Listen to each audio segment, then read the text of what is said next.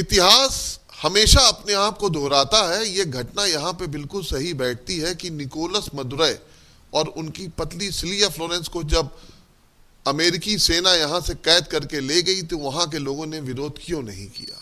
इस घटना की पुनरावृत्ति अगर कहें तो पहले ही हो चुकी थी। एक घटना भारत में 1757 में घटी थी, जहां प्लासी के युद्ध में मीर जाफर अपनी सेना लेके अलग खड़ा हो गया और 1 घंटे में पूरा युद्ध समाप्त हो गया, क्योंकि वो युद्ध लड़ा ही नहीं गया था। मीर जाफर का विश्वासघात था, सिराजुद्दौला को बंदी बनाना और वहां के लोगों का बिल्कुल भी प्रतिरोध ना करना। ये 2 चीजों से ही संभव हो सकता था। पहला था गले तक का भ्रष्टाचार और दूसरा था कि वहां के लोगों को अपने किसी शासक से कोई आशा ही नहीं थी। क्लाइव जब उस युद्ध को जीतने के बाद मार्च करने निकला तो उसने देखा कि किसी भी व्यक्ति ने उसका विरोध नहीं किया, ना ही सेना ने, ना ही व्यक्ति ने, ना किसान ने, ना मजदूरों ने, किसी ने नहीं किया। तो उससे उसको लग गया कि बंगाल के लोग अपने इस शासक से किस तरह से परेशान थे। डूबता हुआ बिजनेस, डूबती हुई संस्थाएं, न्याय में भ्रष्टाचार, ये सारी ऐसी चीजें हैं जो किसी भी देश को डुबोने के लिए काफी होती हैं। जहां पर लोगों का भरोसा अपने राष्ट्र प्रमुख से हट जाए वहां पे ये घटना हो ही सकती है। हालांकि ये पूरी तरीके से कॉपी पेस्ट नहीं है, लेकिन फिर भी अमेरिका ने वेनेजुएला में ये तैयारी पिछले 4-5 साल पहले से ही कर रखी थी, जहां पर धीरे धीरे करके वहां के सभी अधिकारियों को, सभी सेना के लोगों को, गार्ड को, वहाँ के सेक्रेटरी को, वहाँ के जनता के बहुत बड़े वर्ग को, विपक्षी लोगों को अपने मत में, अपने पक्ष में कर लिया गया था। और ये जो आपको पता ही है, ये काम जो है वहाँ की एजेंसियों ने किया। और इस प्रकार से जब उनको ले जाया गया तो किसी भी आदमी ने कोई गोली चलाने की या गोला दागने की या मिसाइल की या रॉकेट चलाने की कोई भी कोशिश नहीं की। सेम यही घटना जो है वो 1757 के प्लासी के युद्ध में हुई थी, जहां पे कोई भी ऐसी घटना नहीं घटी, छुटपुट घटना को छोड़ करके। तो आप पता लगा सकते हैं कि लोगों में अगर राष्ट्रवाद की भावना खत्म हो जाए तो उस देश का विघटन कितनी तेजी से हो सकता है। और राष्ट्रवाद को जगाने में धर्म की और संस्थाओं की बहुत बड़ी भूमिका होती है। शुक्र है कि हम ऐसे देश में हैं जहां पे धर्म भी है, संस्थाएं भी है, न्याय प्रणाली भी है और लोगों का अपने शासकों पे भरोसा भी है। फिर भी भ्रष्टाचार एक ऐसी चीज है जो किसी भी देश को डुबोने के लिए काफी होता है।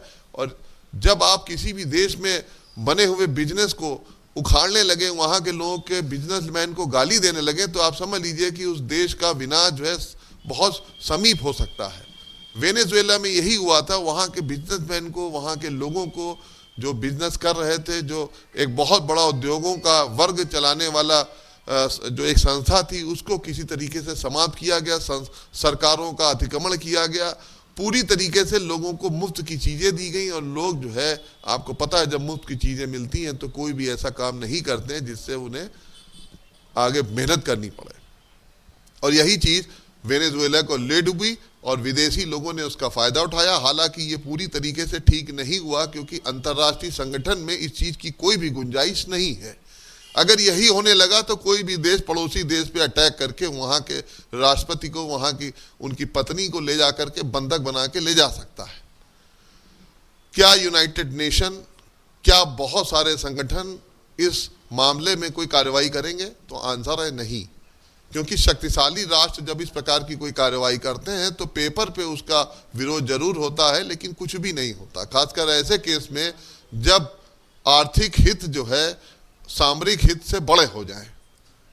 लेकिन भ्रष्टाचार वाले इस देश में, वेनेजुएला में, ह्यूगो चावेज द्वारा जो नीतियां अपनाई गई थी, उन नीतियों के परिणाम स्वरूप देश का विघटन पहले से ही हो गया था।